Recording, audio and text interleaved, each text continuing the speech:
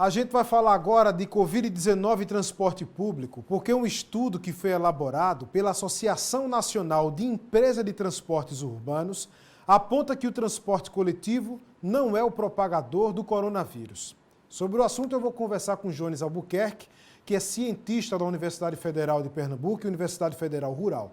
Jones, boa tarde, mais uma vez, muito obrigado, viu, pela participação aqui no programa. Boa tarde. Hoje eu estou aqui em home office, isolado. Mas, rapaz, home office solar, que paisagem legal, viu? Tá de parabéns, natureza. Jones, agora me diga uma coisa, o sistema de transporte na região metropolitana do Recife já tinha indicado, por meio de uma comparação estatística, que o transporte público coletivo ele não podia ser considerado como grande propagador do coronavírus, porque enquanto a demanda de passageiros no sistema de ônibus estava aumentando, os casos de Covid estavam diminuindo, né?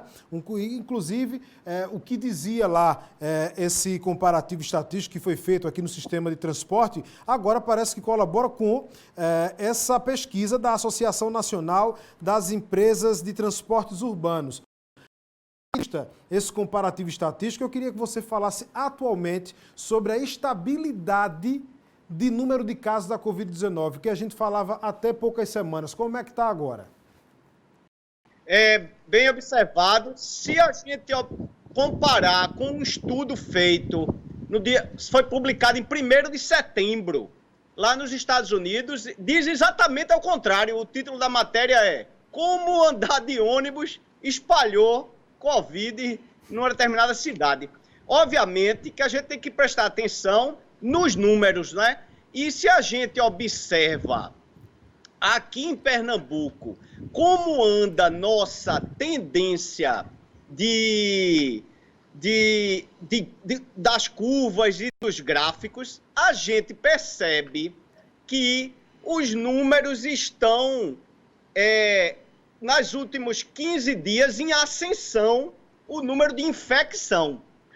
O fato é o número de óbitos está realmente estabilizado em 2, 3 dezenas de óbitos dia. Isso é um fato. Agora, associar o ônibus a esse número não me parece uma medida muito eficaz, porque a gente precisaria medir na entrada do ônibus os indivíduos e na saída do ônibus os indivíduos.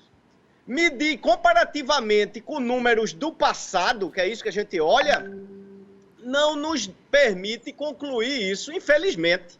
Eu não entendo como que o estudo conseguiu fazer isso. Eu vou mostrar aqui uma imagem minha, não sei se você está vendo aí na tela. Sim, estamos vendo.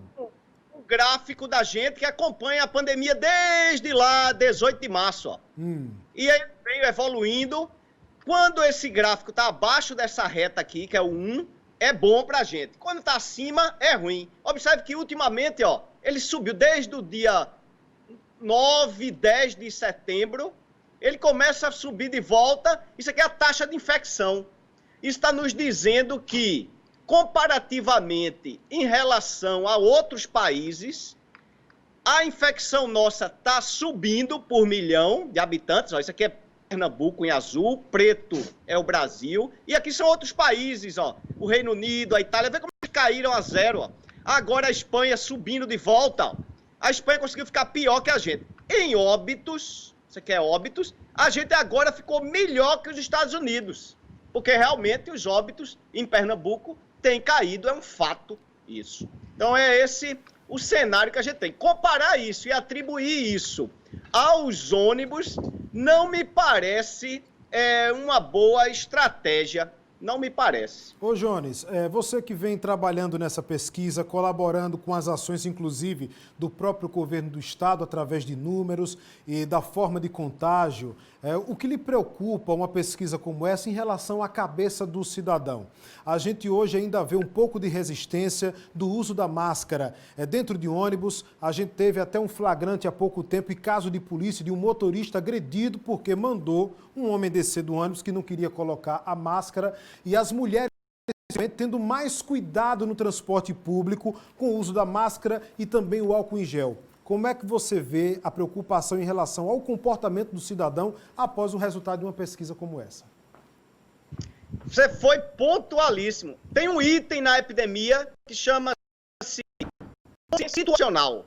Toda vez que a gente entra numa epidemia, numa pandemia, num surto, existe essa preocupação que é uma das atividades. Por isso tem sinalização, o secretário de Estado vai para a TV, tem a coletiva de imprensa, tudo isso para manter a situação e a consciência. Quando vem uma matéria dessa, desconstrói, é o que a gente chama de desserviço, desconstrói a consciência situacional, porque verdade seja dita, se a gente está melhorando, é porque todas as práticas que estamos fazendo têm ajudado. Quando a gente começa a piorar, é porque a gente está deixando de fazer algumas práticas. E alguma delas, por exemplo, porque aquele número que eu mostrei, os números começaram a crescer a partir do dia 9 de setembro, é o nosso feriadão, que começa a criar a infecção na população. Mas verdade seja dita, os óbitos não acompanharam esse crescimento, ainda bem. Ainda bem. Jones, muito obrigado, viu? Você é sempre muito bem-vindo aqui para trazer esclarecimentos ao telespectador do Ronda. Boa tarde, saúde. Eu agradeço sempre e obrigado demais. E pessoal em casa, máscara e distanciamento. Muito bem. Conversamos com Jones Albuquerque, pesquisador da Universidade Federal Rural de Pernambuco e da Universidade Federal.